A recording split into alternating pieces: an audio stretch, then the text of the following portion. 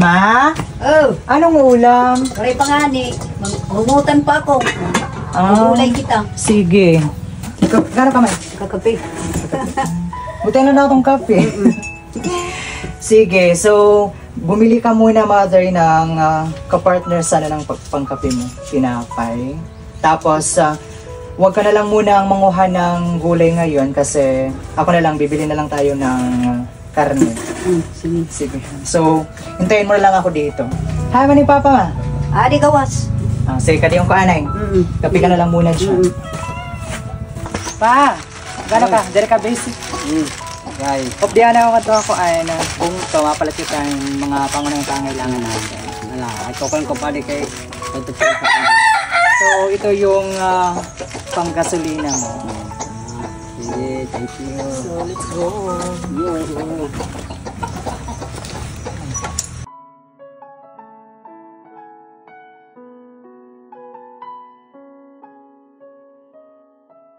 A few moments later. Ma! Sana.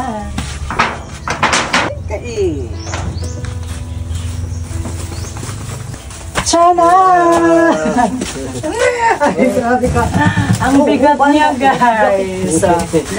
Ayan. So, wala nang problema ngayon si Mother sa konsumo namin ngayong weekend or semana. Kasi, meron na ditong ulam na 1 kilo ng manok. At saka yung kanyang mga panapat dito, guys. Tapos, bumili na rin kami dito ng pipino para sa snack mamaya. At saka syempre yung tinapay para sa mga pamangkin ko. Snack nila kasi magre-recess na. Pupunta yung mga pamangkin ko ngayon mamaya. So yung binili ko dito is yung mga pangunahing pangailangan lang po talaga namin, di ba? Yung mga sabon, safeguard, yung mga importante lang po talaga. At saka hindi pwedeng mawala yung kape at saka yung coffee mate. Tapos, yung gatas nila kasi bawalan sila sa mga 3-in-1 na mga kape talaga. Senior citizen na kasi si father. So ito na yung mga bagay sa kanila at saka yung asukal. So yung binili namin is yung mga pangunahing pangangailangan. Yung pinaka-importante lang po talaga ngayon kasi di ba marami tayo mga responsibilidad at saka dapat unahin. Especially yung allowance at saka yung boarding house ng kapatid ko. So ito, konsumo namin, medyo matagal-tagal na ito siya. Kasi 3 lang naman kami ngayon dito sa bahay. So, thank you so much po talaga, Lord, sa lahat ng mga biyayang nakatanggap namin. Diba? Sa oras ng pangailangan namin, nandiyan ka po talaga para mag-provide po sa amin. Kaya, thank you so much, Lord. And sa lahat po ng mga supporters po namin, maraming salamat sa walang sawang suporta nyo. Kasi, kung hindi dahil sa inyo, wala kami nito. Kaya, thank you so much po talaga. Kaya ano masasabi nyo sa mga nagmamahal sa inyo, yung mga viewers po natin?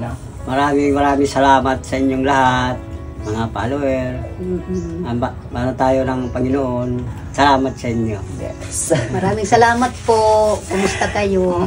So again, hanggang dito na lang po muna tayo, everyone. Ang importante is na bigyan na natin si Mother ng kanyang mga importante dito sa kusina. Sabon, napakahalaga. So once again, thank you so much for watching. See you again in our next video. Bye-bye, everyone. Bye!